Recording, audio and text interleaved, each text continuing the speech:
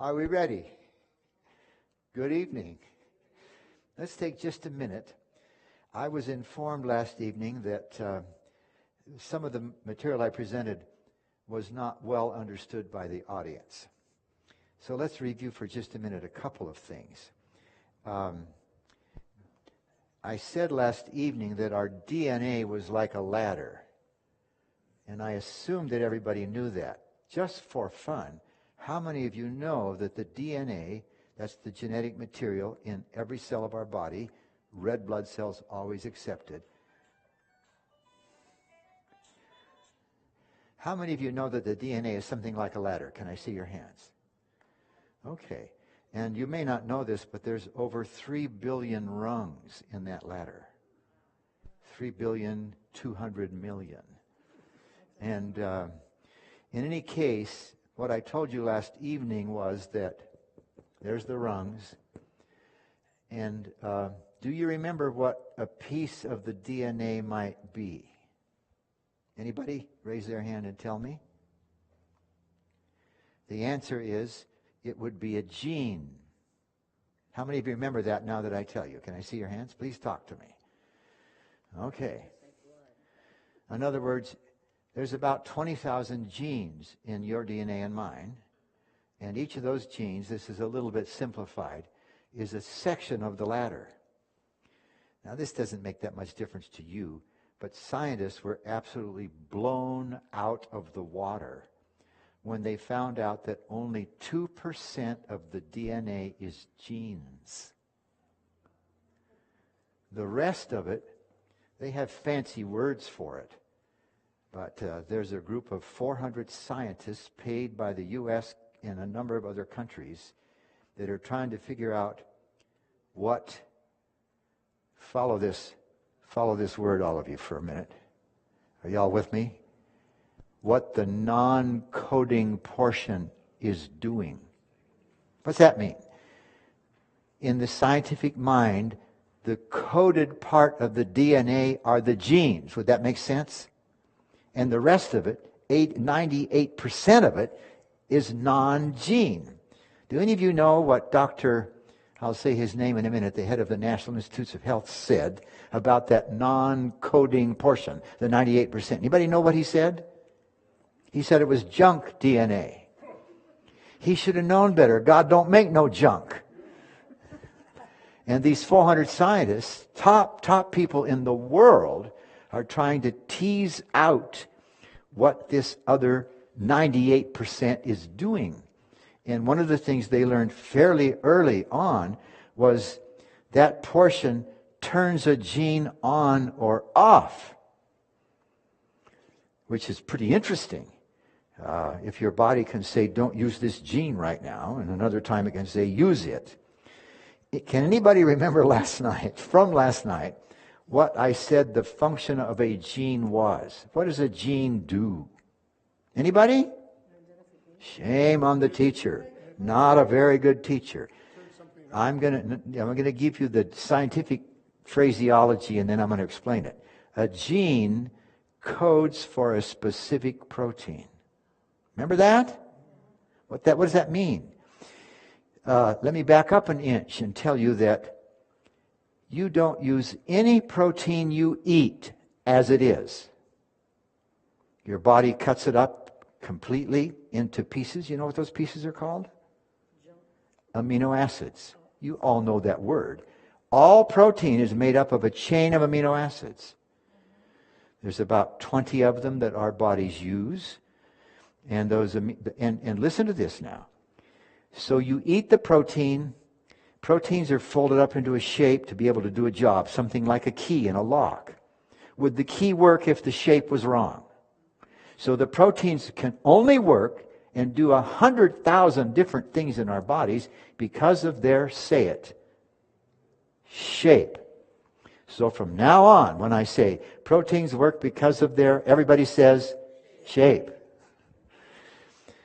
And when that protein that you eat gets into your tummy, it is unfolded into a long chain. So it no longer has its shape, so it can't do the job it was designed for because it has lost its shape. They call that denature. That's a fancy word. You've all heard that word. Then when that long chain that used to be folded up, but now in your stomach it's like this, it gets into the small intestine, and there are enzymes that cut it up into the amino acids. Those amino acids go all over your body. They get in your cells. Follow this interesting thing. Every protein that your body needs, it makes itself. Based on a gene. How many genes are on that DNA ladder about? I told you about 7 minutes ago, 20,000. And each of those genes, it's like a blueprint. A builder's going to build a house. Does he need a blueprint? The gene is like a blueprint for your body to make a what? Boy, I'm not doing very well. A specific protein that your body needs to do a certain job. Y'all with me on that idea? Y'all with me? Yeah. Now, the word the scientists use, they say the gene codes for a protein. You get the idea? It has the information. Got it? I'm sorry they use words that you're not used to hearing, but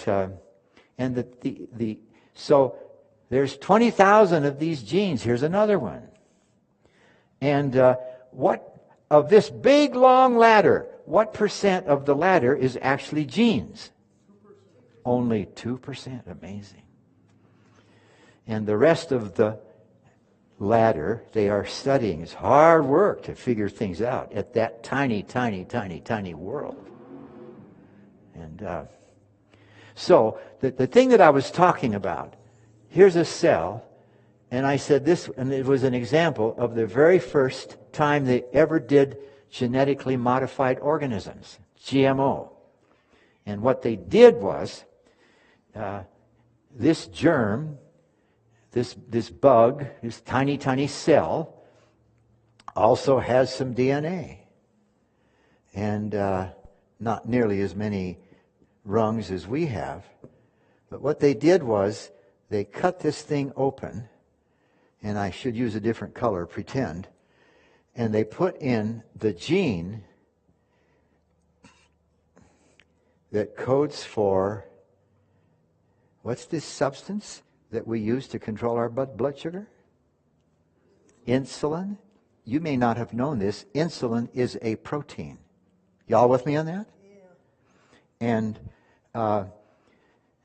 now this bug has many genes all along here, right? But the gene they stuck in there is the gene for human insulin. Did you know that different animals, many animals make insulin to control their blood sugars, but they're all a little bit different than ours. But I told you last night that children, used to be mostly kids, today a lot of adults are getting type 1 diabetes, who have to take insulin or they will die. Is that correct? There's no medication like type 2 diabetics use that will help them. They have to take insulin. And I told you that early on in the late 20s, little kids, I mean before that too, but these children were dying a horrible, lingering death because of type 1 diabetes, until the scientists started taking the organ from a cow or a pig, the pancreas that makes insulin, and they would chemically extract pig insulin or cow insulin. You still with me? And put it in these little kids' body, and guess what? They didn't die. Until 1983, all the insulin that was given to anybody came from pig or cow pancreases. Got it? Shaped pretty much like our own insulin, a little different, but shaped enough so it worked. Now, if they put the gene that codes for insulin in this germ, they used E. coli. Have you ever heard of that? Please say yes. You know about that bug. It's a microorganism. Too tiny to see without a microscope. Easy to see with a microscope. They took the gene from a human person that codes for what? Say insulin. Y'all with me? They took it out of a human cell and stuck it in that E. coli. What do you suppose the E. coli started making? Human insulin. Are y'all with me on that? Was that a pretty clever idea? And all the insulin now, no exception, that is given to people with type 2 or type 1 diabetes is made by little bugs. And if you take one of these rungs, instead of an A rung, I'm just using letters randomly, you make it a B rung. I wish I had a different color. Now, that's a B rung instead of an A rung. You may not have known this, but the rungs in the DNA are different. There's 4 different kinds, and so it's like the letters. Let me think of something. T-I-L-E and L-I-T-E. Do those have the same letters? What's different about the 2 words? The order. Scientists like to use big words, so we don't know what they're saying. The sequence of the letters. Have you ever heard the fact that the human genome was sequenced? Say yes. You've heard that. They figured out the order of the rungs. 4 types. And there's, like they say, there's billions of them, right? So it took a long time, a lot of money, but they figured out the order of the rungs. And the point is that if you change one of these rungs from one kind of rung to another kind of rung, there's 4 types, the shape of the insulin will change slightly. Does that make sense? It's like if you had a blueprint and you took and you drew where the door is going to be instead of there, you drew it here. It would change, wouldn't it? It would change things. So scientists have figured out how to make insulin long-lasting. Have you ever heard of that idea? Or short-acting? Some of the insulin, they called it humalin. What does that mean? Human insulin. It's the closest one they can get to our own, is the idea. Anyway, I was told that, and apparently I was told correctly, that the people didn't understand what I was saying last night. Now, who would raise their hand and be able to tell me? You're probably embarrassed to try because if you got it wrong. But what is it about diabetes that puts us at such great risk for dementia? Would somebody raise their hand and tell me? Not too much insulin. Something to do with your pancreas? You told us yesterday. You're very close. The amount of insulin in the blood, when it's elevated, and the insulin is running through our blood everywhere, it's running through the brain, this we think is the principal cause of dementia. And the way Americans are living, you remember I showed you the graph where the amount of insulin, instead of being the normal amount day by day by day, for most Americans, the amount of insulin is taking to control their blood sugar is increasing. You remember that? Most Americans, and certainly any American that is overweight, is getting too much insulin in their blood, which slowly destroys the brain. And they call that insulin resistance. How many of you ever heard that term? Let me see your hands. Anybody that goes to the physician and they're diagnosed with diabetes, type 2 diabetes we're talking about, the physician will say, oh, you have insulin resistance. And so I'll give you some drugs that will help. If the physician told you what would be the best thing, what would the physician say? Give this gal a free cookbook. Who said that? I should do that. Anybody that gets the right answer gets a free cookbook, right? All right. So the problem is, if the physician was trained in medical school, which they are not, although this is slowly changing, if the physician was trained to tell the person what was said here, if you will go, listen friends, this is amazing. We have seen this over and over and over. If you go on a whole plant regimen, you will get well from your diabetes. A or B, many people in this room have insulin resistance. Are you with me on that? If you go on a whole plant regimen, your risk for dementia because of this problem just goes to about 0. Now, there's other issues that can be involved in dementia, but that is the big issue. Very, very interesting. Now, I tried to play for you last night, and this time I think it's going to work. So I'm going to turn the volume off because I'm going to stop and start it. There we go. The volume is off. And I'm going to remind you that, let's see if it will play. There we go. This kind of double layer of kind of white things where there's a ball on the top and the ball on the bottom. What is that? Somebody get a free cookbook and raise your hand. What? Cell membrane? It's the cell membrane. So if you backed away enough, you could see this thing make a circle. You all with me on this? The cell is a ball. You kind of know that, don't you? And sticking up through the wall of the cell, that red thing. Oh, I'm sorry, you were reading it off the screen. You don't get a free cookbook after all.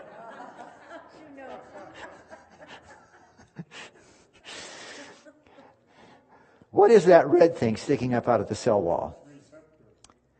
Free cookbook number 2 here. I'm teasing you, actually.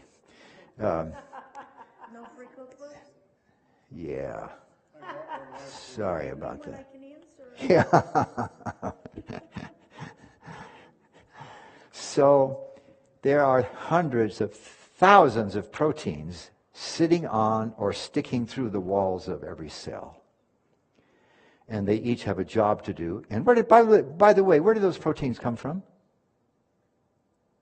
How did they get built? Amino acids? What did I tell you about every single protein your body needs?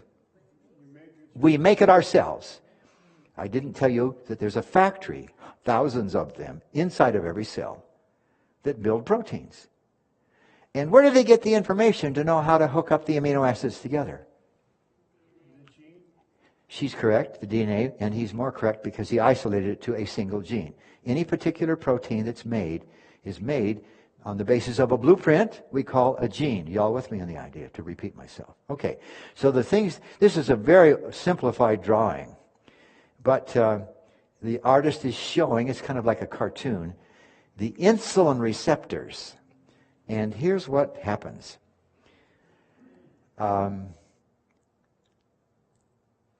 Almost any American not on a whole plant regimen, this is happening to some degree. The little yellow circles that the artist put in this picture are fatty particles that get in the cell in way too high concentrations because of all the fat we love to eat as Americans. And when the insulin comes along and connects to the receptor, which is what happens, the insulin itself is a protein and the receptor is a protein. The little yellow thing is the insulin. Can you see that? And the receptor, they grab together if you wish, and that causes a chemical signal, which the artist uses a little ball. It's not a ball. It's actually a chemical, but it's like a signal that travels down through the receptor and tries to get into the cell. And this message then is, please make some sugar grabbers. Now, I'm using a non-scientific term. In other words, the cell says, I'm hungry, I want some fuel. And what kind of fuel do you suppose the cell would like better than anything else? Sugar. And so this little red ball, which simply represents a chemical signal, cannot get into the cell because of the abundance of fatty particles. And if it can't get into the cell, and get the sugar grabbers to do their job, that is to grab sugar and pull it in. Y'all with me? Then guess what happens to the blood sugar level? It increases. Got it? Everybody? Are you brave enough to tell me I didn't make it clear enough for you? Why is it that it goes up when it should go down? Now, I'm not sure what you're thinking went up. The insulin came along and hooked to the receptor, which sends a signal in the cell. Whether the cell is right side up or upside down, the signal is going to cause the cell to bring sugar from outside inside. Is that fair enough? And it is blocked by these fatty particles. Actually, they're fatty acids, but I'll show you in a minute. They're essentially fat. And the interesting thing, folks, is because of this, people's blood sugar is elevated. And the body keeps making more and more insulin, right? To try to correct it. And that extra insulin is bad for us. You all understand that, right? You get the connection, everybody? Is it as clear as mud for you? Now, on a proper diet, you can get those fatty particles to go away in a day or two. I wish you all would gasp. Is that amazing? It's astonishing. We see it all the time, folks. My wife and I have been conducting 6-day programs, not for the 16, just for the 16 years since I retired. We did them for 30 years while I was working for the church all over the world. And we see it all the time. People get over their diabetes rather quickly if they will go on a whole plant regimen. It's astonishing.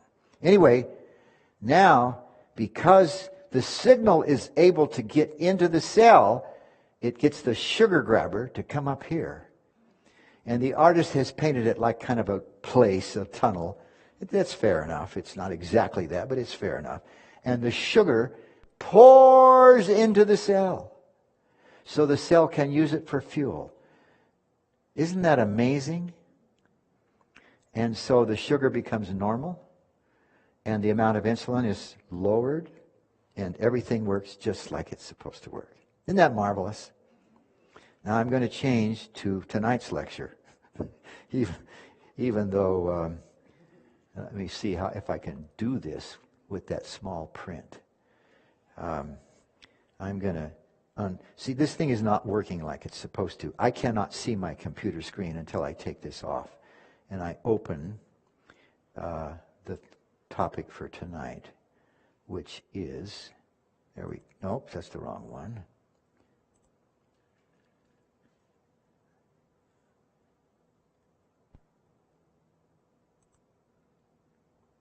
Oh, come on. Open recent. There we go. There we go. That should work. Okay. Now this is going to be a little tough for you, but let's try it and see how much we can learn together. If you took a cube of butter and cut it in half, I know this is crazy, but stay with me. Would the half still be butter? Cut it in half, still butter? Yeah. Cut it in half, still butter? There comes a time, if you cut it again, it wouldn't be butter. Now that's really tiny. You can't see it with a microscope even, but I want you to understand that you finally get to what we call a molecule of fat. And I'm going to show you what that sort of looks like here. The top red thing, now it's not colored. I've done that just for the sake of trying to clarify and understand. The top of this piece of fat, this is the tiniest piece of fat. If you cut this somewhere, it would no longer be fat. Y'all with me on this? The top of this thing is glycerin, the stuff that is in soap or in face cream. You all know the word, don't you? And the three legs make the scientists call this thing a tri, because of what? Three legs. Glycer, because of glycerin. So this is a triglyceride. You all have heard that term, haven't you? That is a synonym for the word FAT. Triglyceride and fat are synonyms. Got it? The legs, don't get ahead of me. Wait till I talk about them before you ask questions. Yes, that thing is fat, or triglyceride, if you will, and the legs are fatty acids. Now, you have all heard the term fatty acids, haven't you? There probably is only one or two people in this room that could have said to me, oh, those are the legs on the fat molecule, but that's the case. So pretty easy so far. And if you took one of those legs off, which you can do, you actually have, I think it's next, diesel. Has anybody ever heard of biodiesel? That's where they get it. They raise corn. Does corn have a fair amount of oil in it? Not a lot, but it's cheap enough to raise. And they cut these legs off, and you've got diesel. Crazy stuff, isn't it? So, interestingly enough, diesel is just a whole bunch of carbons hooked together. You know what carbon is, right? It makes the pencil. There's lead in there too, but you know what carbon is. I don't think you can see it, but what's hooked to each of those carbons? Can you see it? On either side? A little H. What do you think that H stands for? Hydrogen. Quit answering all the questions. The rest of you aren't as smart as she is.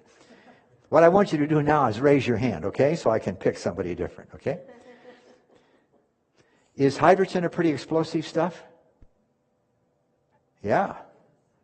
Yeah, very explosive. And so you got diesel. Now, if you cut that thing down to just 8, you would have octane. Where does the oct come from, all you German students? Oxygen? No. 1, 2, 3, 4, 5, 7, oct. 8. We use a German word, octane. And what do we call that? What do we normally call that? Gasoline. Isn't that right? Didn't you know that octane is gasoline? You won.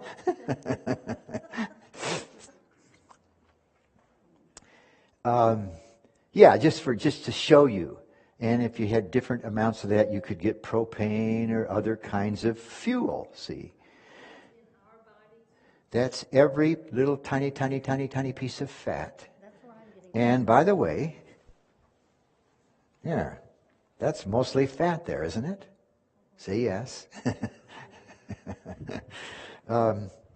By the way, our body uses fat to insulate ourselves. The problem is if we have too much of it, that's the problem. Some of you have much more than that half inch, am I correct? Yeah, I won't have you raise your hand. Okay.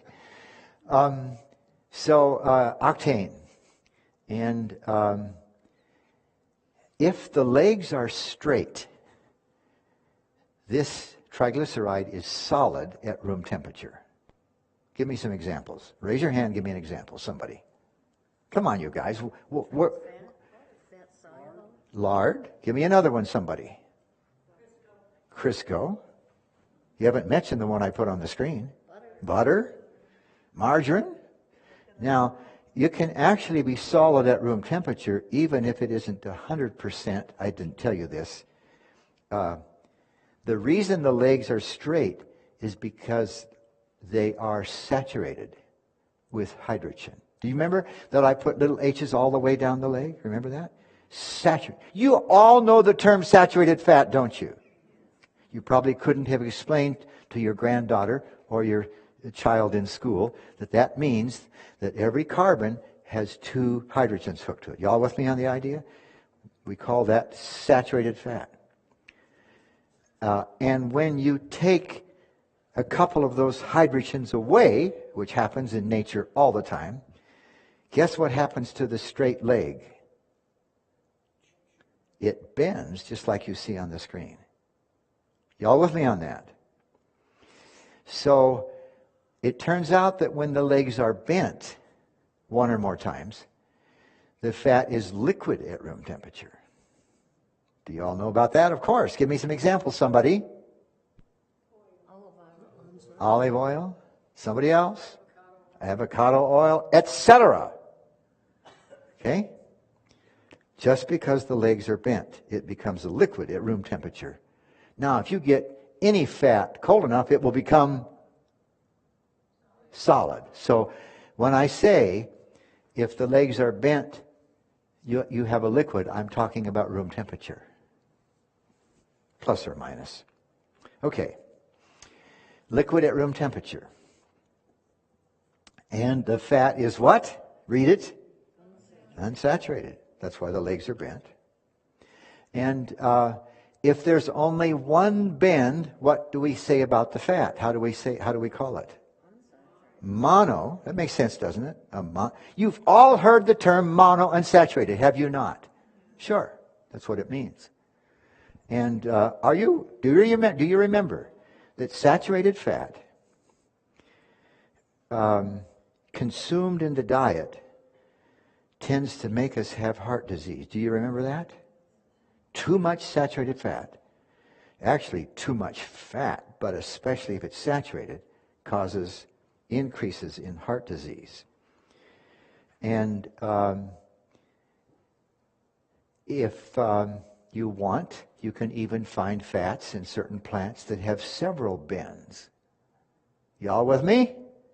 What do we call it? If there's more than one, guess what? Poly. Don't you know the term? Polyunsaturated, okay? We're talking about the legs or the fatty acids.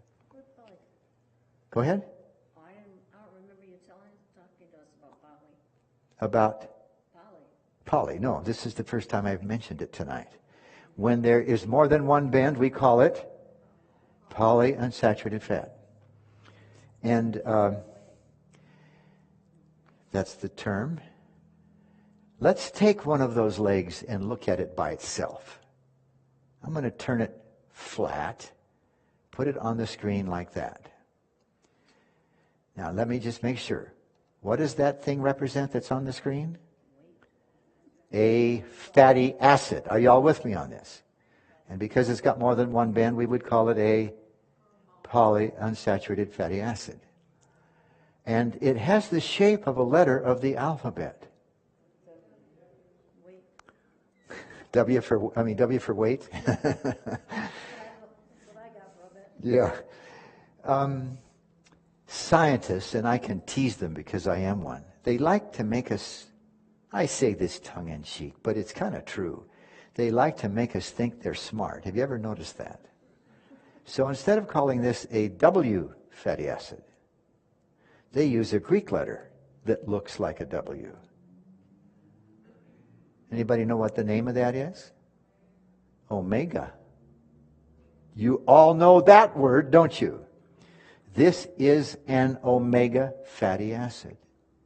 And if you had some glycerin with legs that were shaped like this, it would be an omega fat. You all with me on the idea? You know the term. Now, just for fun, this is free. There is no charge for this. There are two letters in the Greek alphabet that have the sound something like O.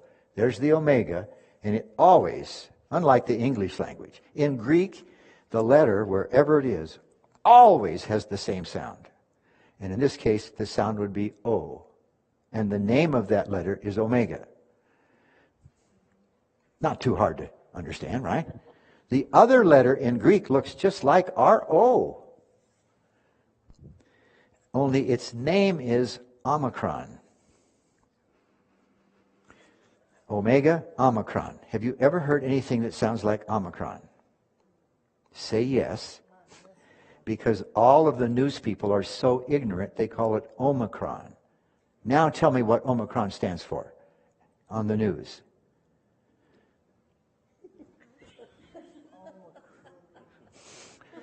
A variant of COVID.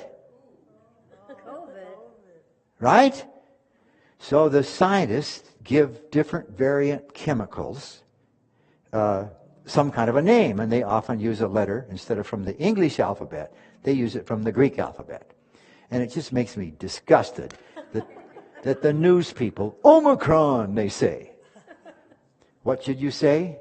Omicron. Omicron. And in Greek, wherever you see that letter, I'm not going to call it an O because its name is actually Omicron. It always has an ah sound. In English, we have to know what the sound is of the letters, don't we? Just because we've heard the words before. Okay, there was no charge for that little lesson in Greek. If you listen to the news, there are some people, especially the physicians now, and the scientists are calling the variant Omicron, which is the proper pronunciation. You can forget all of that. That was free. You must have called somebody and I haven't yet, but I'm tempted to call up NBC News and say, teach your people to speak properly. Okay, so omega fatty acid. Now, notice that the W, or the omega, if you will, and remember, the blue things are what? Fatty acids. All right? Are you all with me? Those legs are fatty acids. They can be straight, bent once, bent several times. You all with me on this, right? Depending on where it came from, which kind of food and so forth. Now notice, however, that the distance from the last bend to the bottom is different for those two fats that you see on the screen. Got that? And it turns out that when the first bend is 6 carbons from the bottom, we call that an omega-6 fatty acid. And guess what we call it if it's 3 carbons from the end? Do you all know about omega-3? Of course you do. Good or bad? Good, if you don't get too much of it. Now, let me give you a little hint here, a little point. Chemicals, I told you this about proteins, which are chemicals. Chemicals do their jobs or act in a certain way because of their shape. Sound familiar? Chemicals are able to do things because of their, everybody? Hey. And you especially think of that in proteins because some of them are so complex and but they work because of their shape. So would it make sense to you, since I've told you that these two kinds of fat act differently in your body because of their shape? And it turns out that the omega-3 fatty acids are especially helpful. We need some omega-6s. The problem is, as I will show you, that in America, we get way out of balance of these two. So, omega-3s and omega-6s. There's only 3, and everybody knows that you need omega-3 fatty acids. Am I correct? And you didn't say yes. Some of you didn't even nod. I wish you'd talk to me with your faces, but nevertheless. Yes. That deserves a cookbook for sure, doesn't it? So, I remember one day I was somewhere and some guy was selling salmon. He said, you need to eat salmon so you can get omega-3s. And it turns out, interestingly enough, that there's only 3 kinds of omega fatty acids in the world.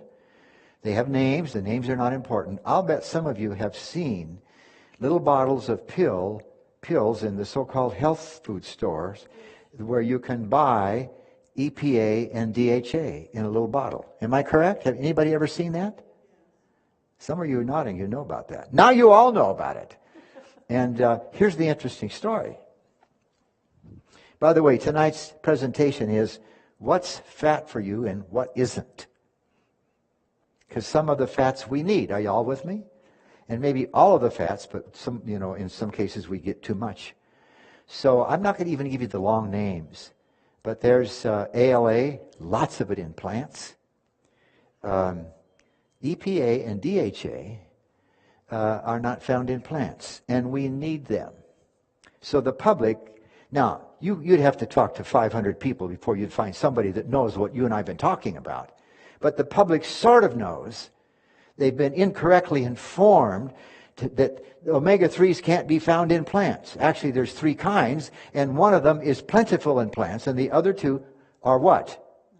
They're not found in plants. In the ocean, they're found on seaweed, but not really part of it. It's just hooked on there because it's in the water. And here's what the body does.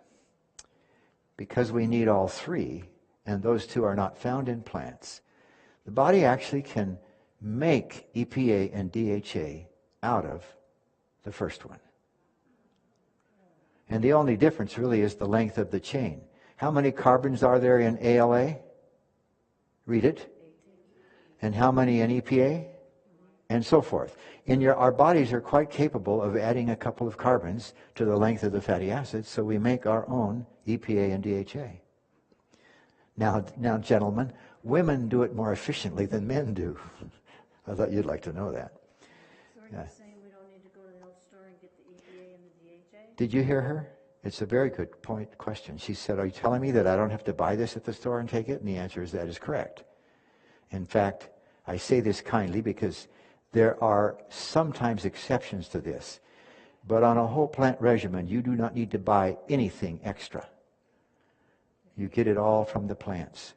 And your bodies will make the EPA and DHA that you need. Got it? The right foods, right? Well, when I say whole plant, that specifies all food that is correct. Yeah. You have the 3 omegas. And I've heard about triple omegas. Is that the triple omegas that they're talking about? I'm not sure what that person meant when they said that. That's not a term we use in the scientific community. Triple omega. I've never heard it used in a scientific literature or something. They may simply be referring to the fact that there are 3 different kinds of omega fatty acids. And one is abundant in plants, and the other 2 our bodies make as we need them. Yeah, good question. Good point. Somebody else? Well, I have a question on salmon now. Are you On salmon. Like, they tell you eat lots of it, Yeah, you don't need salmon to get your omega 3 fatty acids, the two there that are, EPA and DHA, because your own bodies take ALA. Y'all with me on this? I'm trying to answer her question. Our bodies make the other 2 out of the first one. Our bodies can easily add carbons to the chain. Where do you get the first one? Oh, what does it say? What did it say on the screen? She said, where do you get the first one? It was abundant in plants. All right? Yeah. Good question, but we actually had answered it already. Whoops, I was looking at my own computer screen. Now, here's a very interesting story. All plants have it? Yes. She said, am I saying all plants have it? What have I told you last night about oil in plants? Just a minute. Do plants have oil in them? Are there any plants that don't have oil? No. It doesn't matter what you eat. Listen, friends, it's an amazing story. You can eat we don't recommend this, but you can eat just one plant. And if you eat enough of it to get enough calories, you will get enough fat, you'll get enough protein, and you'll get enough carbohydrate. Is it true you only need 2 proteins a day? Her question is, do you only need 2 proteins a day? It's an inaccurate question. Every plant has protein in it. Some plants have more than others. Are you all with me in what I'm saying? You can take any plant in the world, whether it's lettuce or peas or anything, if you eat enough of it to get enough calories. You all following me? You sure you're following me? You get enough of all the nutrients you need. You could live on nothing but sweet potatoes. Did I tell you that story last night? There's a whole tribe in South America that is virtually all they eat. And you actually could pick virtually any plant you want if you ate enough of it to get enough calories. Now, we don't recommend that. Please understand that. We recommend that it's probably wise to get a variety. That's why my professor friend took his students down to that country to help them out, because they were getting all their food from what? Sweet potatoes. And what did they decide after they'd been there a couple of weeks? They're fine. They don't need anything else. Nah. Water is not a food. And it's obviously necessary. Are y'all clear on this? So, I'm so sorry about this, folks. Could we teach these concepts to grade schoolers? Absolutely. They learn faster than you and I do. Boy, they get it just like that. And as a former science teacher for many years, sometimes I want to scream. Listen to me.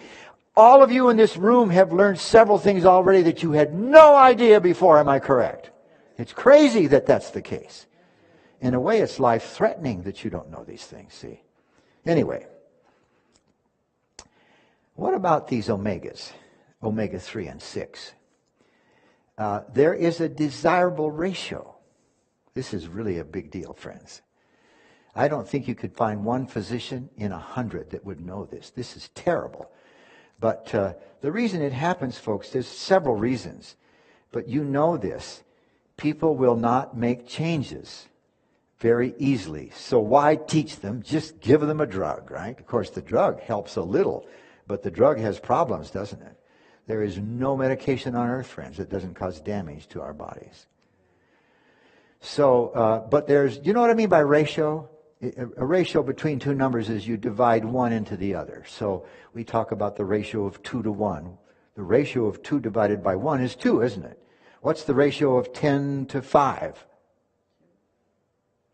It's 2. What's the ratio of 12 to 2? 6. That's what ratio means. It means divide the size of one into the other. And the desirable ratio is 4 times as much 6 as 3. And the typical American diet, however, is way different than that. 15 or 30. And as a result, just that one problem causes all kinds of disease. And where do we get this crazy ratio from? Let me show you first of all. The unrefined plant diet, would you be surprised? In other words, a whole plant regimen gives you approximately what ratio? 4 to 1, which is the kind of the ideal, if you will. But the average American is getting much more. Now notice what proper ratios do. Let me read it with you. Reduced what? What's the word? Just that ratio alone, folks, changes the mortality rate substantially. Isn't that amazing? And especially from heart disease, which is the number one killer in our country, isn't it? In all Western countries, it's the number one killer. This proper ratio suppresses inflammation in people who have arthritis. It decreases the risk of breast cancer. This proper ratio decreases asthma, arthritis, vascular disease, blood clots, that's what thrombosis is, immune inflammatory processes like fibromyalgia. Let me tell you a quick story. How many of you have ever heard of the place called Weimar Institute? Can I see your hands? Just about everybody. How many of you know the name Neil Nedley? I think he's been at your camp meeting here in Arizona, hasn't he? Yeah. When he became the president of Weimar, he called me up and he said, Jim, I can't be there for 2 years. I've got to close my practice in Oklahoma. Would you be willing to come down and be the administrator for 2 years while I close my practice? And I struggle with that because Neve and I are busy doing things that we do. But we moved there. I was the boss for 2 years. And I met every group when they came in. As the VP, I visited with them and told them we were happy to have them and we would want to help them any way we could, etc. And one of those times when a group came in, and usually 15, 20, 25 people in this circle, nobody has to say anything about what's wrong with them. Most of them are happy to say, this is why I'm here, and this is my name, and this is where I'm from. And, you know, people just get to know each other. They're there for 18 days. And in this particular group, circle of people, I'm sitting in the circle with them. There's a lady laying over here on the floor with, my recollection is she had several pillows. And just looking at that poor woman just kind of broke my heart. She was in pain from the shoulders to the toes. Fibromyalgia. Every tissue in her body is inflamed and hurts. Some of you know about that personally, perhaps. I saw her once in a while on campus.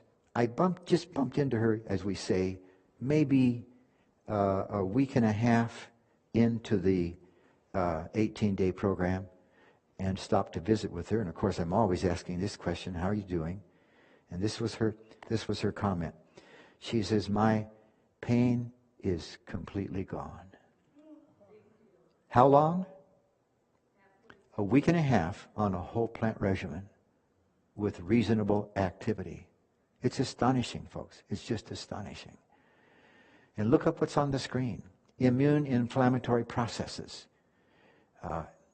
You kind of know this. Inflammation. Most everybody knows that this is really bad stuff, right? And it's all a big problem because of the way we live. And mostly because of what we eat. Activity is very helpful for immune inflammatory processes. But you cannot get well without changing the food that we prepare for ourselves. The one that really is amazing to me is tumor proliferation.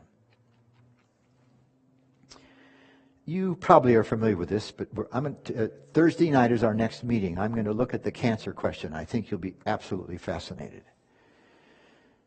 Because there is so much we can do to prevent cancer. And this is really something, friends. Virtually every cancer that has been studied,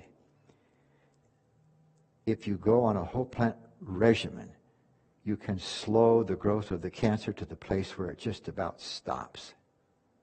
I was diagnosed 23 years ago with prostate cancer. You say, well, how come you got it? Because I was raised on a ranch. We had 5,000 chickens. My stepfather and I had a T-bone steak, usually about 3 times a week for supper, cooked over the coals in the fireplace. And what drips down on the coals? And what happens to the fat when it's suddenly superheated to around 2,000 degrees Fahrenheit or higher? Do you have any idea?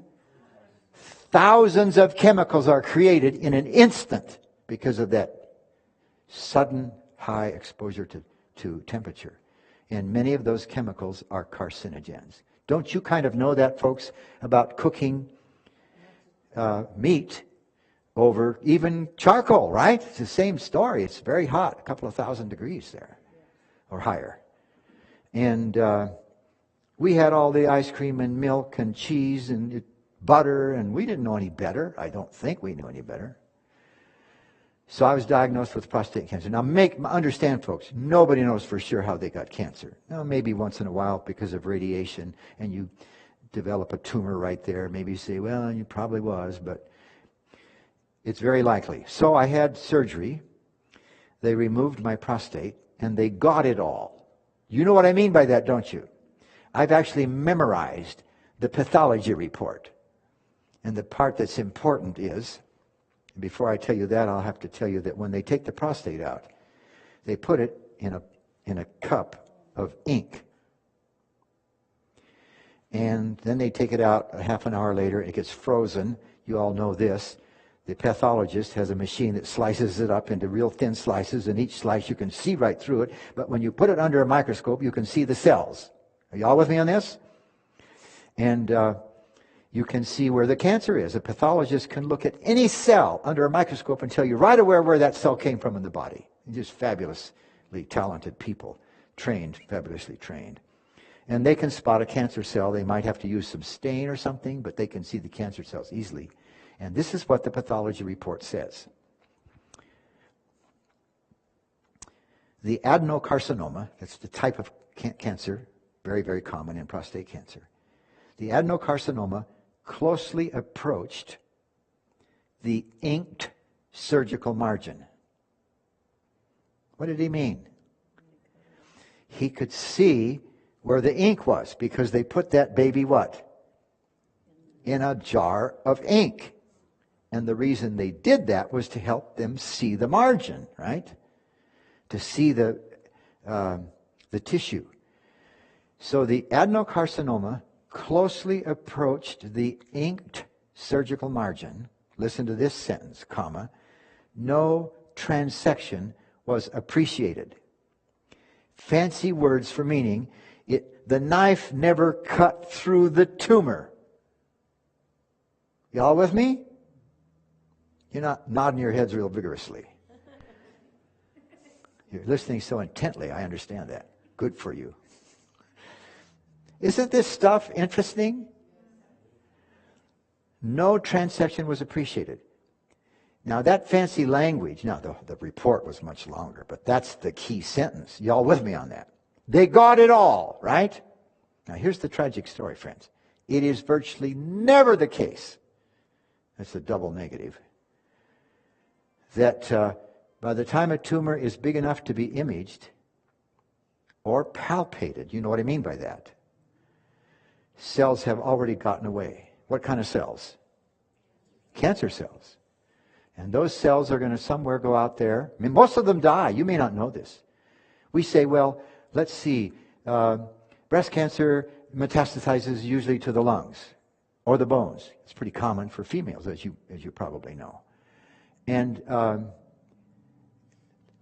hundreds of cells go out there. Most of them die. Once in a while, one is able to stop and survive. And what's it now going to do? It's going to make a tumor. It's going to take a while till it copies itself, and a while till it copies itself again. The average tumor will not be imageable for about 10 years of doubling, right, until it's big enough to see. I have a radiologist friend, dear friend. We've worked together many times, and I've sat with him. You might think this is crazy. I love to sit with him and look at the x-rays and ask him questions about this or that, and he explains this or that. And one day he was doing mammograms, and there was a little tiny white spot. And this is a big problem area, I know, and they're always changing how often it should be done, but just so you'll get the point. A little tiny white spot there, and he flips back to the one from a year ago, and the same white spot is there, and they're the same size. What do you suppose he says? No problem. That's not cancer. Y'all with me on this? I'm not promoting mammograms. I realize there's issues on both sides of that. What I am promoting, folks, listen, when I was diagnosed with that prostate cancer, I said to the urologist, what's my prognosis? He said, you have 5 years. Was he lying? No. The average American male with disease at my level, even though they got it all, listen, folks, long before the thing is big enough to be imaged, cells leave the tumor and start making tumors in other places. Are y'all with me on this? What does it say up there? This proper ratio, what happens? It keeps this tumor proliferation, that is to say, making new tumors here and there, very low. Y'all with me on this? So everywhere we turn, in terms of how we treat our bodies, we see these good results. How many years am I downstream? 23. And I have 2 or 3, actually 3 urologists that I have since we move once in a while. And every one of them, I'm amazed that they are so fully informed. They say, Jim, you're never going to die from prostate cancer. Are there tumors growing in my body? Say yes. I think this is useful information, so I'm going to take a couple of minutes to inform you that you probably all know that one of the things that is measured in men's blood is, now I suddenly can't say it, is, help me say the word, PSA, prostate-specific antigen. Jack and I are brothers in this world with this issue.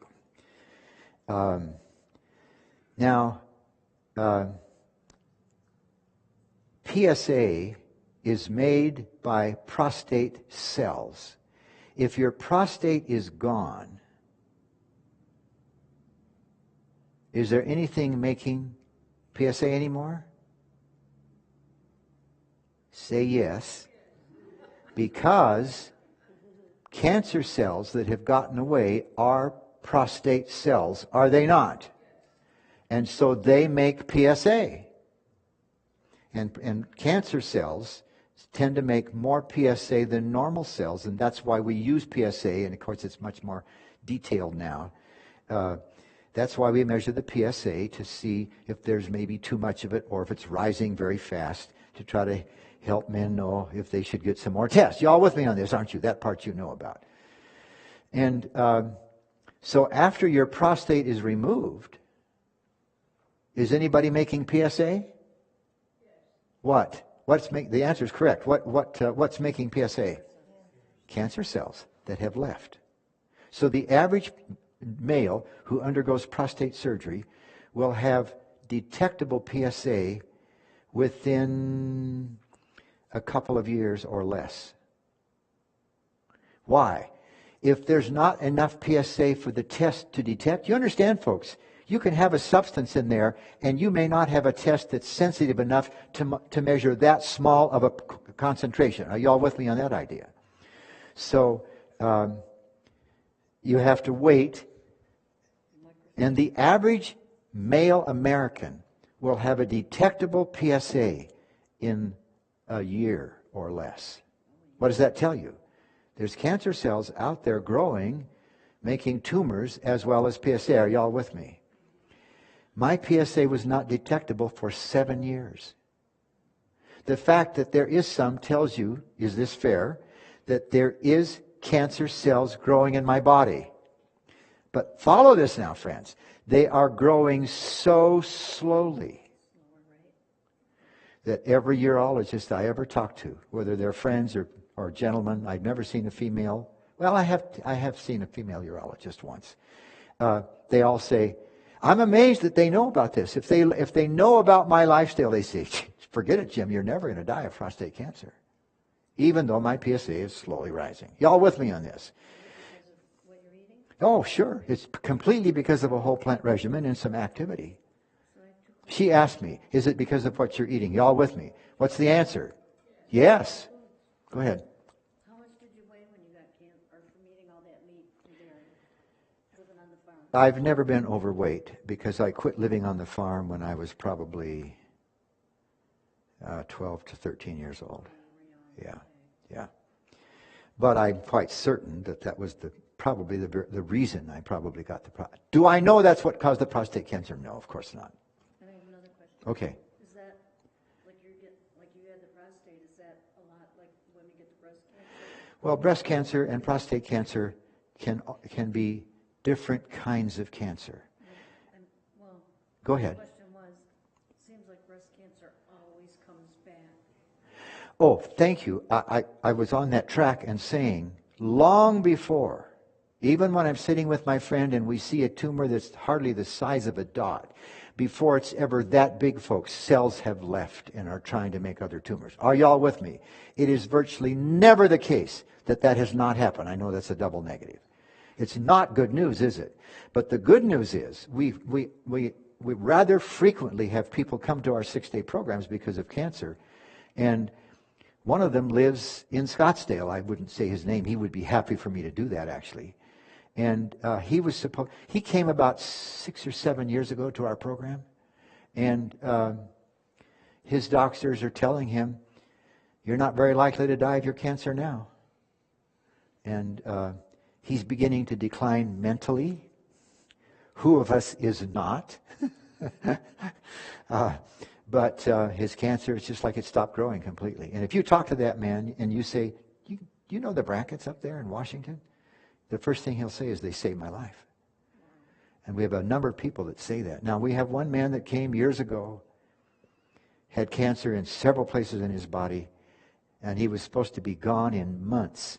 And he lived about, I don't know, he only died about a year or so ago. So he lived another 5 or 6 years, even though it was so widely spread. So it's a good idea to start this sooner rather than later, am I right?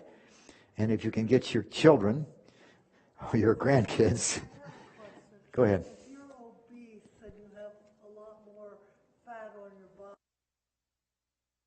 grow faster, and I heard that obese. Overweight people. Turns into Yeah.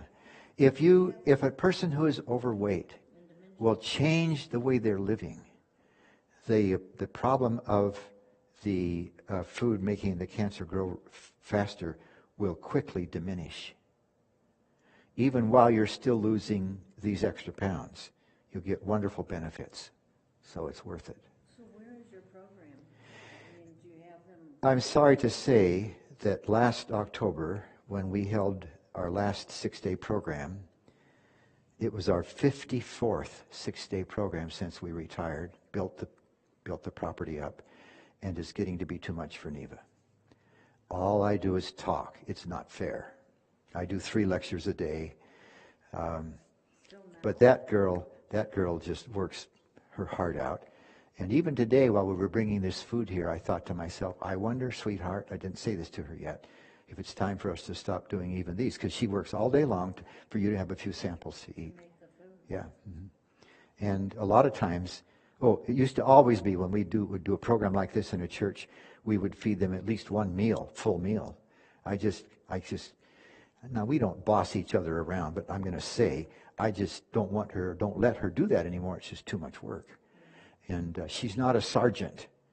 Both of our daughters are sergeants. They can run a crew of 50 people easily. For Neva, if you just ask her a question, it completely stops her brain processing about what she's doing. And so it's really hard for her to. And I'm wondering, I'm saying, Lord, when is it time for us to stop?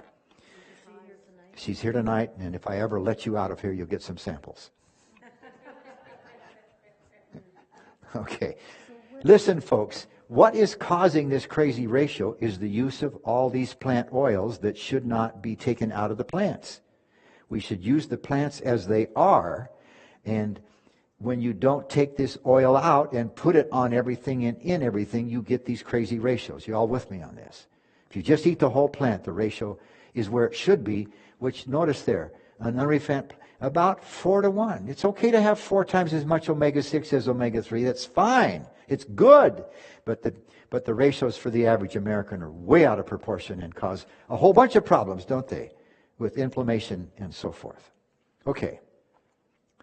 One other thing. This is really critical, and even though I'm over time, I'll try to quit with this. You take this fatty acid off the glycerin, and, it's now exposed to oxygen, which is what you have in a bottle of oil, right? You've taken those legs off. And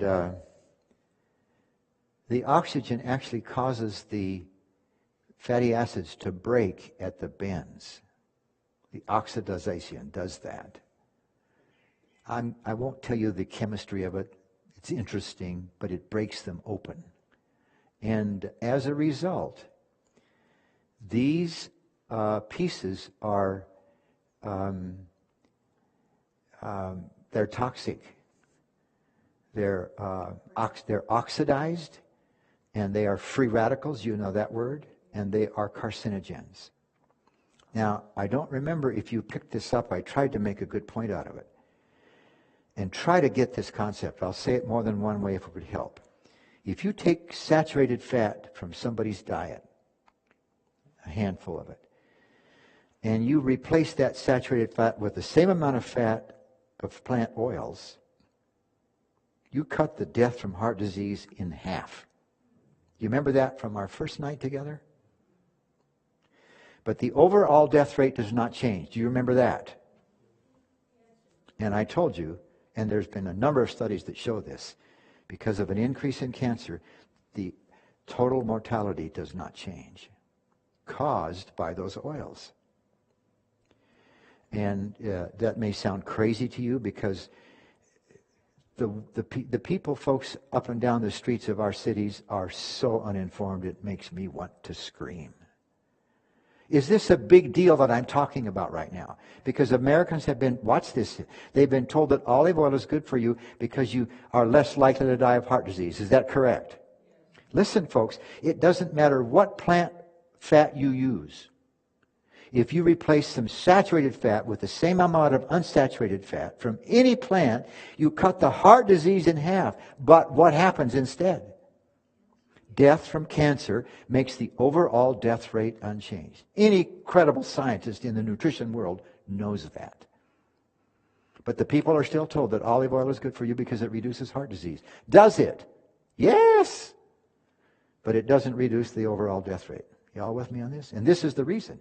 When you take that oil out of the plant, it starts oxidizing in the air. And what is really crazy, Let me come to your question in a second. Try not to forget what it was. They are short chain now fatty acids. They are rancid. You all know about that. Even a nut left on the shelf will eventually get rancid. What do we mean? The fat in that nut, the unsaturated fat. Now, saturated fat does not oxidize. Are y'all with me on that? It's the unsaturated fat in that walnut or whatever it is that has become oxidized, and we call it what? Rancid. Y'all know that idea, don't you? You probably didn't know what was going on. By the way, which means, let me come back to that point. Boy, I don't want to forget it. I'll say it, and then maybe I'll remember to repeat it at a certain slide here in a minute. When we buy nuts, and we buy them in bulk, because we use nuts a lot in Neva's recipes, if you haven't noticed that. We put those nuts in the freezer. We buy a bag of this and a bag of that, right? And that slows the oxidization. Are the fatty acids in the nuts themselves, even though they still have their shell, are they slowly becoming oxidized? Yes. So putting them in the freezer and then taking small amounts and putting them in the fridge is the way we try to deal with the problem that there is some oxidization taking place. And they are free radicals. They are carcinogens because they can damage the DNA. And I'll talk about this tomorrow night. I'll just say a sentence right now. All cancer, no exceptions whatever, are the result of mistakes that have come to be in the DNA. Y'all with me? A wrong in the wrong place, or the wrong rung in the right place, if you will. So they're carcinogens. Now, how many of you have ever took chemistry in high school or college? Can I see your hands? About 4 of you. Your chemistry teacher told you, he or she should have if they didn't, that if you have, the chemistry teacher gives you a couple of reagents, we call them, and you're going to pour one into the other, and something's going to happen, right? For every 10-degree increase in temperature, the violence of that reaction will be twice as much. Got it? And that's for any chemical reaction, period. Roughly. A little bit more or less, depending on various factors. So, it doubles the reaction rate. So the firecracker, if you put it in the oven for an hour or half an hour before you lit the fuse, and if you raise the temperature of that firecracker from room temperature to, let's say, 20 degrees more, it's going to make a much bigger bang because it is now warmer, right? Okay. So let's take some oil at room temperature. Is it oxidizing? Yes. Let's put it in the frying pan and fry a pancake. Let's put it in some bread and bake the bread. Let's put it in a cookie. Folks, almost everything you buy that's been made by a factory has oil in it. It's all bad for you. Y'all with me? But let's just make a pancake here at 450 degrees Fahrenheit. Now, in the chemistry world, we have to use this thing called centigrade, and so we're going to measure from 20 to 230. What's the difference in temperatures? 210. So every 10-degree rise will double, watch this, the rate of oxidization. Are y'all with me? Is that a big deal? Yes, it is. In fact, let me show you the calculation. There's 210 degrees between those two. Are y'all with me? It was already oxidizing at room temperature, but now it's oxidizing, divide by 10. It's doubling the speed of the chemical reaction 21 times. You double 21 times, you get a very big number, folks. Let me show you. Some of you know that on your computer, all you have to do is type in one number, asterisk, another number, and the spreadsheet will multiply it for you, right? You're not with me. You're not nodding your heads. Anyway, here's the calculation. 21 jumps, if you will, doubling it 21 times. Here's a calculation on the computer. How many times more rapidly is that oil oxidizing now than when you just took it off the shelf? No. Somebody said 2,000. 2 million times. Is that a big deal, folks?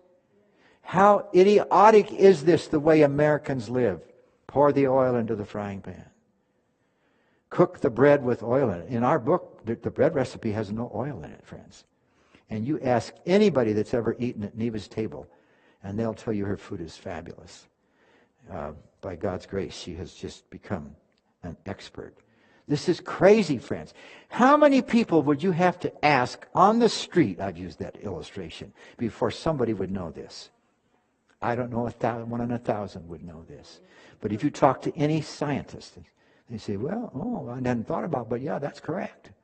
It's just nuts, folks, what we don't know about the way we treat our bodies. So 2 million times more rapidly than... By the way, you kind of know about this. Maybe not in Arizona, but if you live up where I live, near the Canadian border, and it gets down to 20 below Fahrenheit, which is, figure it out what it is centigrade, the battery may be so cold it won't even turn your car over. Is that correct? I used to fly for an ambulance company on the side.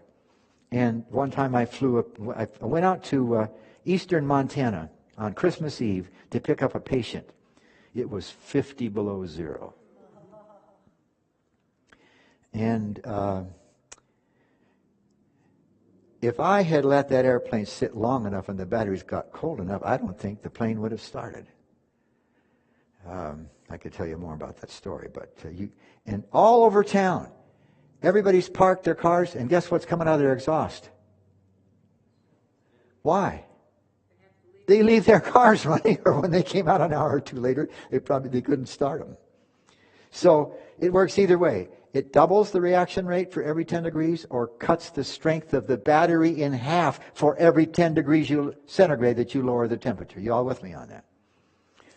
Roughly, it's about twice as many degrees Fahrenheit as centigrade, but that's just a rough approximation. Okay. I better quit. I'd love to tell you about do you all know the word trans fatty acid? Trans fats. It has to do with the shape of the molecule, and I can't take any more of your time, even though I'd love to. I was going to show you just what that is, what it means. The trans fats are more dangerous than the other shape. Trans refers to a shape that's different from the regular one, see. And it's certainly wise to avoid them. But it's a small issue, folks, in comparison to what Americans are doing every day with their bodies. You all with me on that?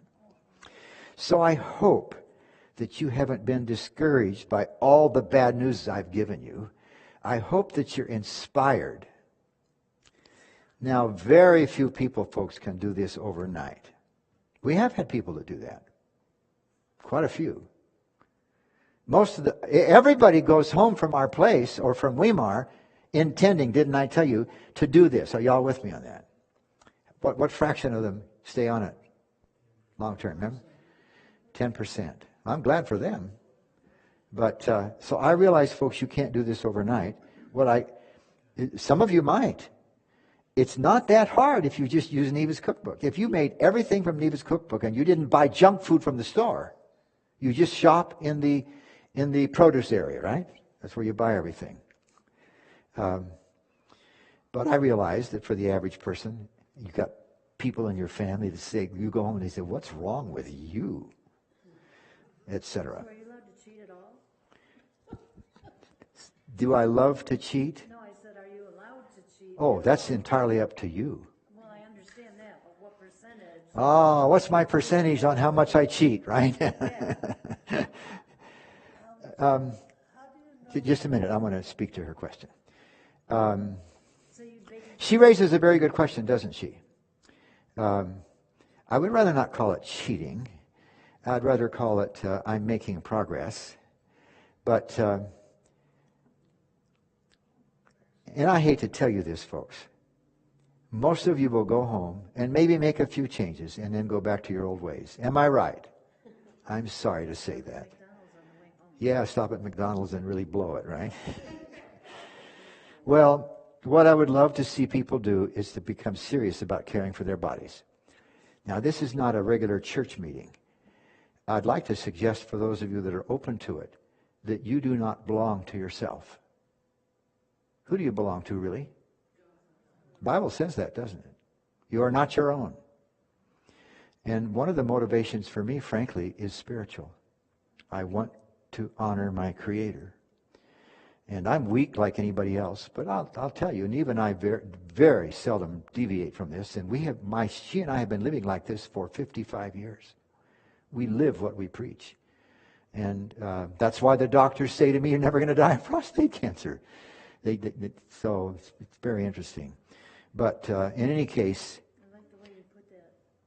You're living for your Creator. for me, I'm a retired pastor as well as a scientist. For me, it's a very big deal to recognize that I am a created being, that my Creator loves me, and that I want to honor what He gave me. Now, I'm weak. I make mistakes. We all do, don't we? But think about this, folks. Here's another motivation for me. How could I stand up and go around this country, and we've worked many, many, many times in other countries. How could I go around and talk these things if I wasn't doing it? Wouldn't that be a sham like all other shams you can't imagine? That's a motivation for me. So a motivation for you might be, start encouraging other people. How should you do this? Be very careful. Be very kind. Be very patient with other people. Are you all with me on this? And maybe invite them to your house for a meal, and don't even tell them it's healthy food. There was a guy that came to our house recently with his wife. They're neighbors. He and I are good friends. We help each other all the time. It's so nice, folks, when you live in the country. If you got a problem, you know you can call somebody and they'll come just right now. He called me the other day. For some of you, you might be interested to know, it was Friday evening. It was my Sabbath. He said, Jim, I got a sewer problem. Can you get down here with your tractor? I said, what did I say? I will be right there. I went down there and dug in his property for, a couple of hours till we got that thing fixed. It's wonderful to have those kind of neighbors, folks. Where we live, anybody will do virtually anything you need when you're in a bind. But isn't it that way with our Heavenly Father? And He wants us to take care of ourselves and help take care of other people. Can you remember what you were going to ask a minute ago? If the fried oils, especially the old oils in the French fried bin, are killing people, why doesn't our Surgeon General just put a ban on it? It's a fair question. You heard what she said. Am I correct? Why doesn't the government do something about this? I thought they did away with hydrogenated oils. Oh, well, let me come back to that. First of all, if the government tried to stop everybody from using any oil, there would be a revolt. So this thing should not be done by the government. Now, it's true that in the city of New York, not the present mayor, but the previous mayor, they took a city ordinance. They outlawed the use of trans fats in restaurants. More recently, I think it was before Giuliani, doesn't matter. It happened. More recently, they now outlawed the sale of anything that has trans fats. And of course, the average American with very little knowledge thinks that's just wonderful. That's just a tiny, tiny piece of the picture I'm talking about. Is that correct? And I'm okay with that, although really I don't think anybody should be forced to do anything about that kind of thing. So it's all up to you. I hope that you're inspired. I hope you come back one more time. The cancer issue is really something important to learn about. Are you all with me on this? And I think you'll be fascinated to see what can be done and how you can deal with it. But I would do anything I could to help people decide to proceed down this pathway. And look at the percentage of Americans that are overweight, friends. It would all become normal on this lifestyle. It's remarkable. It's getting worse. Oh, yes. Because everyone's going to the fast food because they don't have time. Yeah. Let me go. Since you had several questions, dear. The temperature, yeah. Is there a difference in the cooking temperature with a gas range as opposed to an electric Oh, what about an electric or gas range? Essentially no difference. The flame transmits heat a little faster in comparison to getting the metal ring red hot, but the result is no difference. It's the temperature at which the food is raised to that's the issue. Yeah, reasonable question. Go ahead, dear. Raw oil, it doesn't hurt you near as bad as cooked oil. Oh, she said raw oil doesn't hurt you near as bad as cooked oil, correct? Not correct. The whole thing is temperature and how long it's been exposed at that temperature. You all with me? The oxidization rate is increased with elevated temperature, but it is a rate. What do I mean by rate? How much per second or how much per minute? So the longer the stuff is exposed to the elevated heat, the more free radicals are formed. You all with me on that? And of course, here they are with French fries. Can you believe it? Up to 450 Fahrenheit, 24 hours a day, that oil. Just awful, awful stuff. I got to quit. Mrs. Brackett is here. I could go on with questions all night, but I shouldn't do that to you. And then I'll come back here. You keep saying that oil is bad, and yet you think that olives are good. Now, olives by themselves aren't the oil, although they contain. Yeah, let me go answer the question. It's a very good question. I've actually answered it before. I've told you in nights before that oil left in the food oxidizes very slowly, if at all. So that's why you should not take the oil out. Just eat the food. Because every plant has fat in it. Is that correct? Even lettuce. You could make lettuce oil if you wanted. Y'all with me on that? What I was going to ask you about, I always heard that olive oil keeps your arteries so they don't get blocked. Yeah, that's not entirely true, but let me repeat what I said earlier. They tell you that you should use olive oil, and what I'm telling you is any plant oil will do this. Olive oil may be slightly differently, but you take any saturated fat from somebody and you replace it with unsaturated fat from plants. It's the only place you can get it. Virtually the only place. You will cut the heart disease death rate in half. But to tell people it'll keep your arteries from getting clogged is just so out of line for the public to hear. Yeah, I know. But, this is what makes me so crazy, friends, about how uninformed Americans are about their bodies. Thank you, dear. Neva just reminded me that I need to repeat the question. I have repeated it sometimes, sweetheart. Somebody said, we make our communion bread with oil. Now, that oil is oxidized and is dangerous, but if you ate one little wafer once every 3 months, maybe it wouldn't be much of a deal. But if I had my druthers, I would encourage the ladies to learn. Neva has been baking and making food. We have been married for close to 57 years, and it was within a couple of years of our marriage that we were taught this by physician friends. We have, and she didn't know how to cook when we were married. Dear, am I fibbing or not? Say it out loud.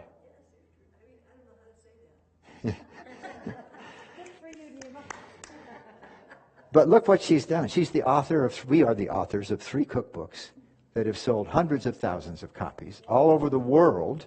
And so she has made a fabulous contribution. There's other people that have done well, but of course I'm biased. But I'll tell you, nobody can make food as good as Neva knows how. I'll tell you. Now, there was one more question I was going to take. Where was it? Okay. I also just read recently that if your olive oil isn't tinted green, then it's worthless. That maybe all olive oil is worthless. And Well, according to I what you're think saying. what somebody said, if it has turned green in color, you shouldn't use it. No, if it's not, it should be green tinted, or it's not Green sensitive? green tinted. Oh, greenly tinted. Yes, because of the olive. Listen, once you take the oil out of the plant, it starts oxidizing, period. That's just case closed. Yeah. Can I ask one more question? How can you tell if there's trans fats in some? How can you tell if there's trans fats in the food? You have to look it up. But trans fats are, well, no. I'd love to take time and show you pictures of what the molecule looks like. But the way we process fats increases the trans fats in them, for example. And if you eat whole plant, you'll get a tiny, tiny, tiny amount of trans fats, and it's probably a complete non-issue. So, God bless you for being so patient. This is a hot topic, isn't it? So all the bags of nuts that we have opened up in the cabinets for the last year, we should... She's asking about the bags of nuts that we have in the cabinets. Yeah, they are slowly becoming rancid. You know this, folks, if you think about it. One day when they suddenly smell and taste rancid, did that happen overnight? No, it's happening all the time. So I wouldn't encourage you to throw away all those nuts you've purchased, but I certainly would encourage you from here on to keep those nuts in the freezer, except in small quantities which you keep in the fridge. Yeah, well, I'd throw it away. She said, I've had it there for 3 years. If it were me, I'd throw it away. We got to quit. We understand. Yeah. So, sweetheart, do you want to say anything before they go back and get the samples? Okay. Oh, we're going to quickly show you some pictures. Okay. Sorry about that. I definitely want to hear about the food.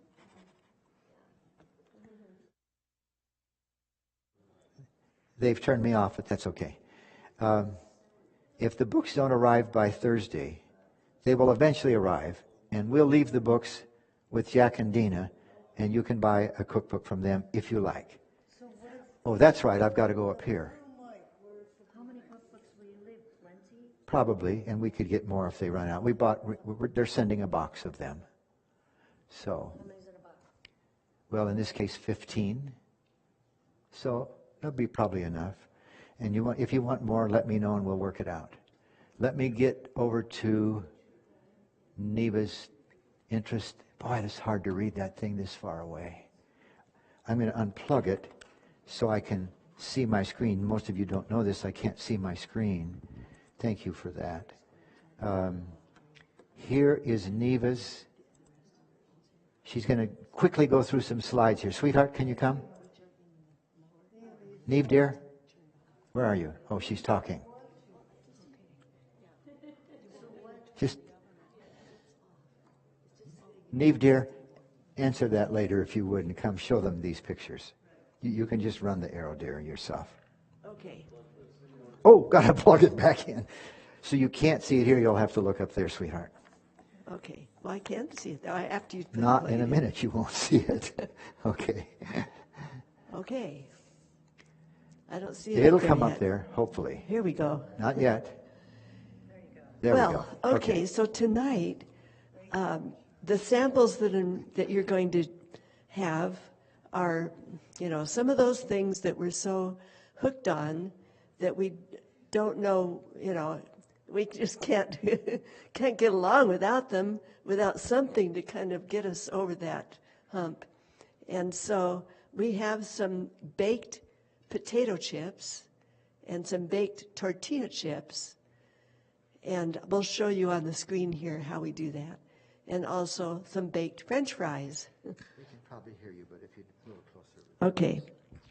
So first of all here, that's interesting. Why does it start out with the baked French fries? I thought it was going to start out with cream sauce. Who knows, right? Just this was the cream sauce is a review. But anyway. Do this one. Go ahead. Let me see if we can go backwards. There's the chips. There, yeah, okay. We'll go back to the beginning. And you want to see the cream sauce? Yes. Cheese sauce. One cream more. sauce. One more. Here we go. This is the one that we missed showing you last night. I'm sorry, I missed out on your burger. Well, we didn't have burger last night. Yeah. Oh, that's right. We had those little meatballs. Yeah. Those were yummy, but... there you go, dear. Basic cream sauce.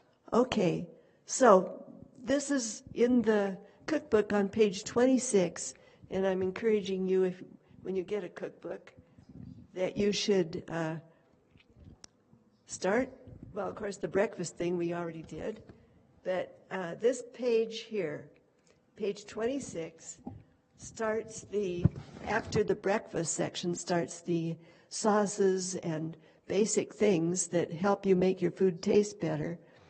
And the basic cream sauce, and then on that same page are some little variations of it, mainly for people that don't have cashews available, and maybe there's other ways to do it, because cashew nuts are the basic ingredient in that cream sauce. And then there's simple gravy. It's essentially the cream sauce flavored differently, and it makes a very nice gravy. And then at the bottom here is simple cheese sauce, which is a little richer version of the cream sauce, and then some other flavorings in it to make it cheesy. So you'll see that as we go through this.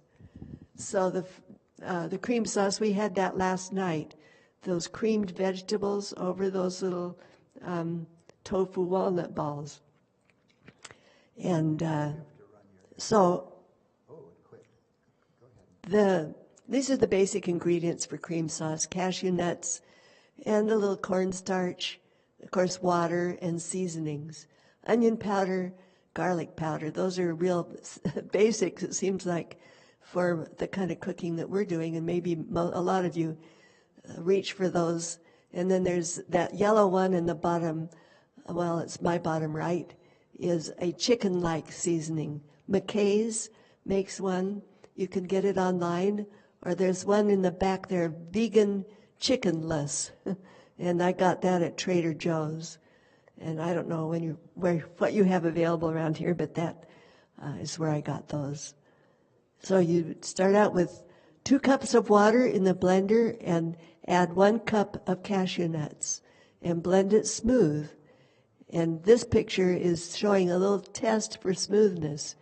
Just put your finger on the little edge of the blender there and get some, and go like this and see if it's gritty. You have to have it smooth. If it still feels gritty, then close the blender top and give it another half a minute. I blend it for about a whole minute on high to get it nice and smooth. And if you don't have a Vitamix, it's good to have a high-powered blender, but Vitamix is up to like $400 now or so, and you can get a Blendtec. I just bought a Blendtec at Walmart last week, and I've been playing with it, and they've improved the Blendtec a lot.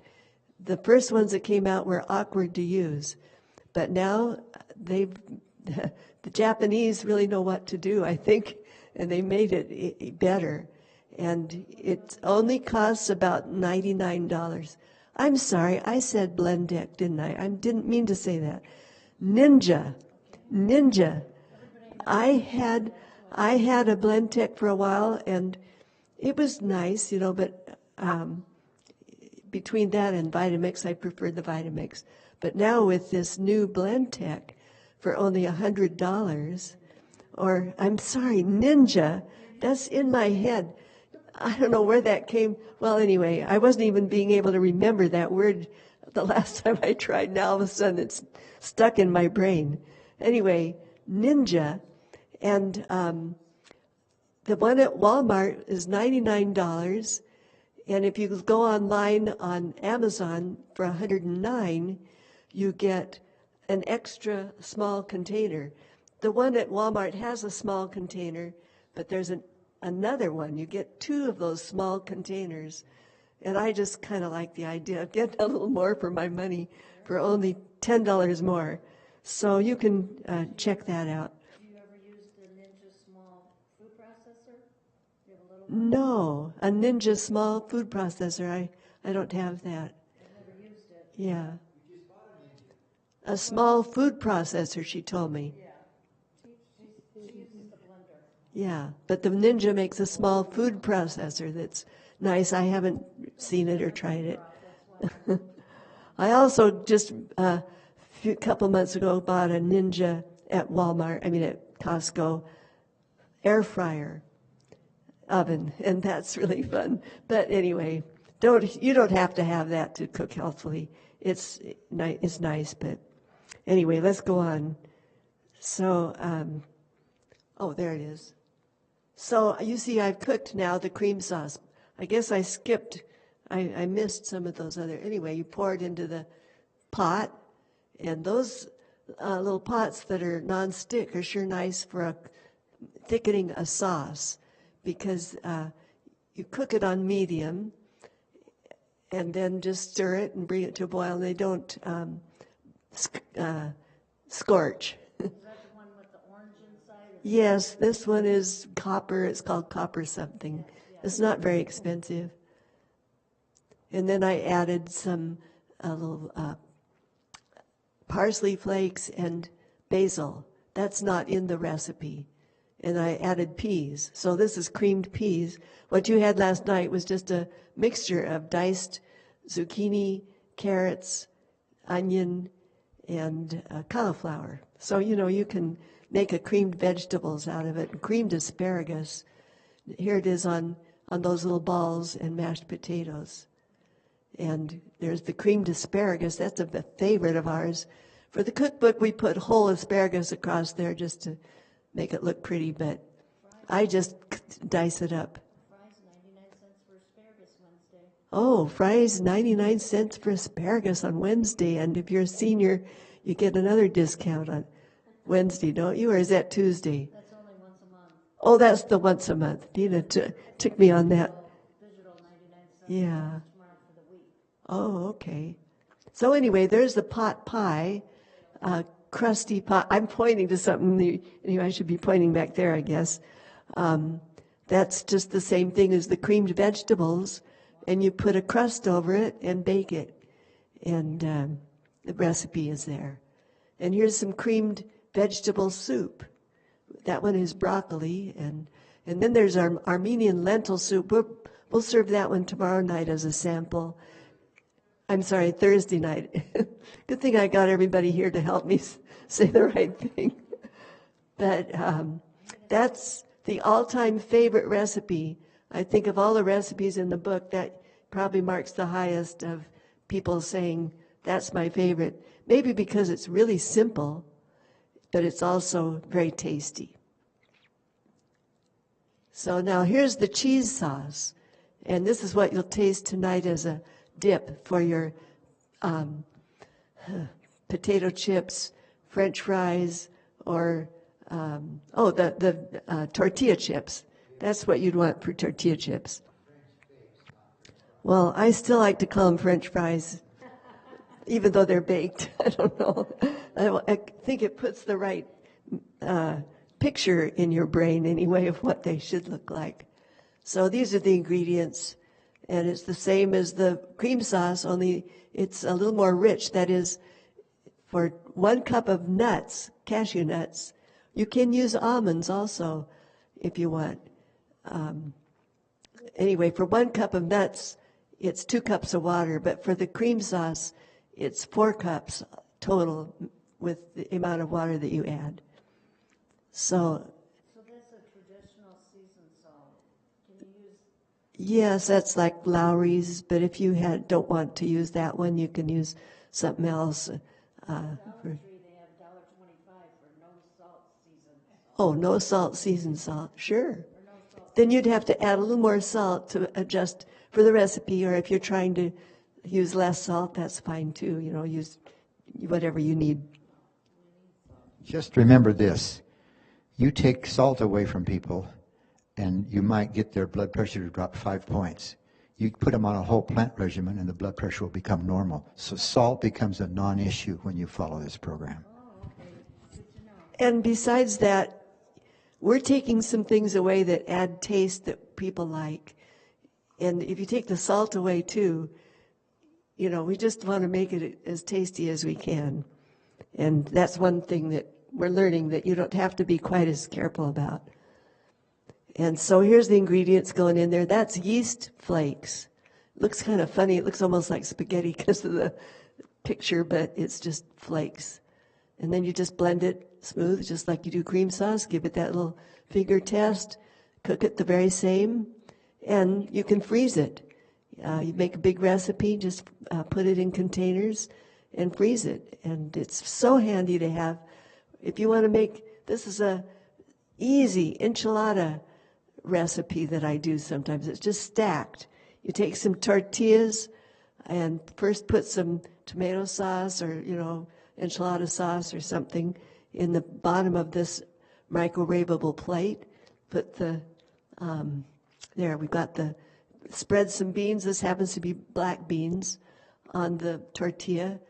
I'm using corn tortillas, and just put it on the tomato sauce on the plate. Oh, this is how I make my tomato sauce. It's a little bit out of order, but I just take a can of diced, what do you call them, where they've been broiled. I mean, there's a word for that. Anyway, fire roasted, yeah, tomatoes. And I put that in there, and I sweeten it a little bit. You can use whatever sweetener is comfortable for you to use. But if you're not using oil, just to add a little bit of sweetener to tomato sauce, because the oil seems to kind of soften that sharp tomato taste. And if you sweeten it just a little bit, then it will taste better, at least in my book. And then add a little salt or basil, whatever seasonings. Here I'm just putting a little honey in it. And then you keep layering tomato sauce, and I put 3 on this plate. And beans, more cheese, more tomato sauce. And then I top it with the cheese sauce. I think I put some cheese sauce between the layers too.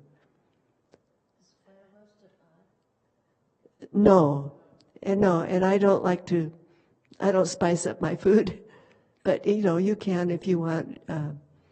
And so and you can do this in the microwave.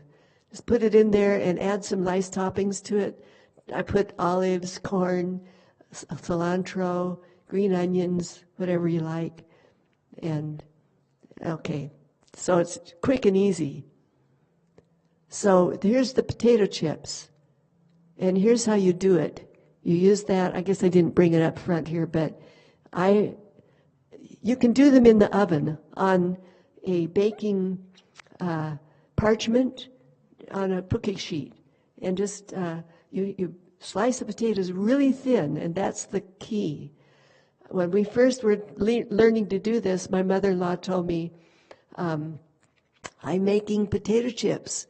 And she just sliced real thin the potatoes, but they weren't thin enough. And I tried it, and mine weren't thin enough either. They were like an 1/8 inch maybe. And they just tasted like potatoes that have been put in the oven for a while till they're ready to eat. But they weren't crispy. But this thing, you get this online on Amazon, and there's a little mandel in that black thing down the center. It's separate. You just take that out and use it to slice the potatoes really thin. And you can use any kind of potato, but I found the russets just taste more like real potato chips, maybe because that's what most places are using that. So here we're slicing the potato on that slicer, and that's how thin it is, really thin. And then you put it in this holder. You have to bend it and curve it, and you put it all the way around that holder. Salt them first. We lay them out on a sheet of some sort and salt them, and then put them on this holder thing and bake them for, about 4 minutes in the microwave? Oh, 8. Yeah. It will depend on your microwave how long it will take and the size of the potato. If you have a small potato and there's not, you know how it is, less food in the microwave takes less time. Yeah. It depends on your microwave and how big the slices are. The microwave only has so much energy, so it may take longer or shorter depending on how strong your microwave is. Or you could do it in the oven, but it's just handy to do it in the microwave for 8 minutes. But it depends. So I'm usually the one that makes all these chips out there, both kinds I made today, and I made sure to watch it. And once I found out it was about 8 minutes and 15 seconds, then I don't have to worry about watching it. Those are good. Now, it's a lot of work in comparison to just buying a bag at the store, but just get your husband to do it and you're okay. Where do you buy that little yellow? Oh, online, and I'm going to give you a handout. Unfortunately, I don't have it tonight that has the whole link. But if you look online, Ronco RHONCO. Just put in homemade potato chips, and there's 5 or 6 companies that will make some gadget that will do Say it on the mic or online. Yeah, say it online. Say what you just said. If you get online, whether it's Amazon or anywhere else, and just Google homemade potato chips, there's 4 or 5 companies that make a gadget that looks something like this. We happened early on, the first people that made it was Ronco, RHONCO. Chiptastic. This is Chiptastic, but you immediately get several options. And it only costs about $10, right? Or 15? 15. Depends. So, it's fun to use.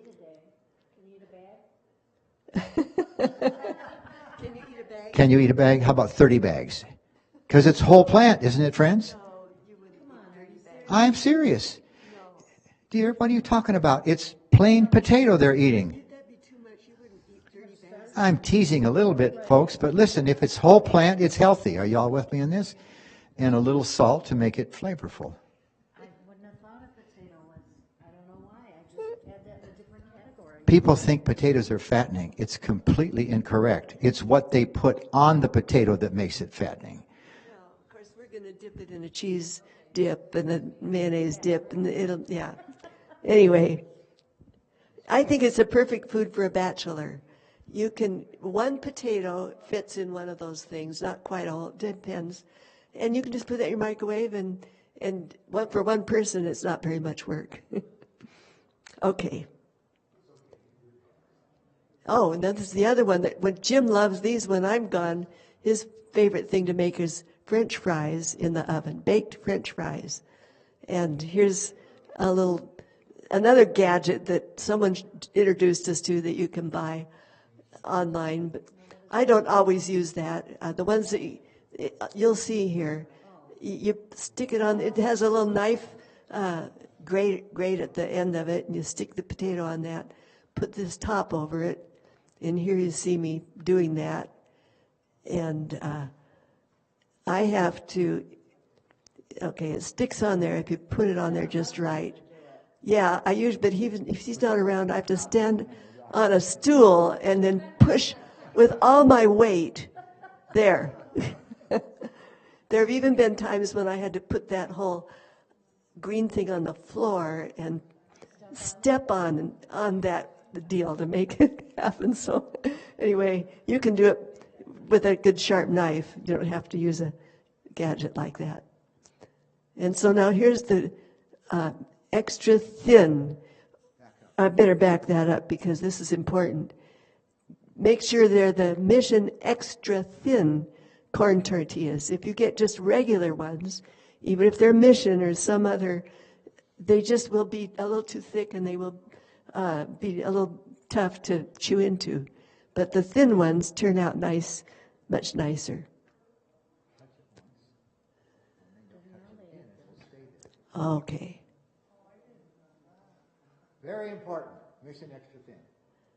So this is how you can make a stack of 4 or 5 or 6 of them, depending on how sharp your knife is, and push a nice big chef knife right through there and cut them like that. And if you have a cute little girl, grandchild that loves to help, you can do this. And I always line them up just like that on my cookie sheet. It's like a little puzzle, different directions, because you can't stack these. But you can put them on like that and then spray them with a squirt bottle of water and then salt them. And if you don't have a squirt bottle, you can take a stack of the little triangles and dip them in a bowl of water and then, put them on. So you do have to bake them, you can't put those in the microwave? Yes.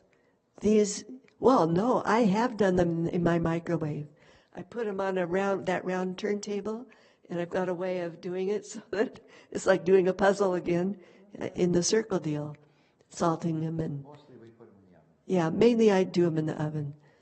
So here's those tofu walnut balls. I think we're done, right? Because You did those before. Yeah, I showed you these last night. Potatoes in them last night? No, there was no potatoes. There was something in there with that texture. Onion.